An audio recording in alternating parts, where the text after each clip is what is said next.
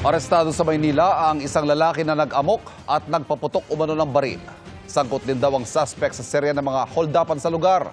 Nakatutok si Bea Pinlac.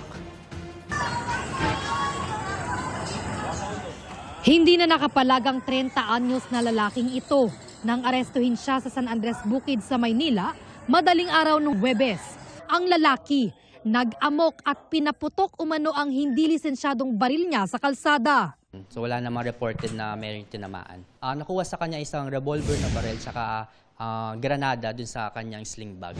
Nakumpiska rin daw mula sa suspect ang mga passport at ID ng iba-ibang tao.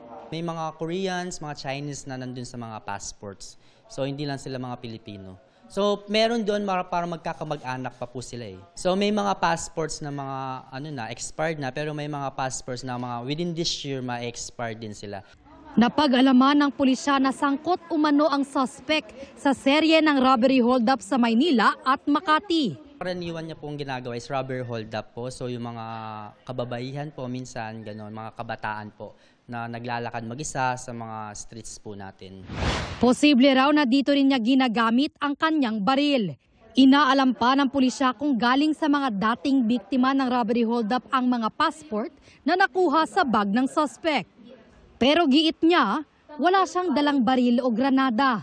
Hindi rin daw siya sangkot sa robbery hold-up. No, hindi po ako nagpapatok ng baril. Wala akong dalang baril ng araw na yan.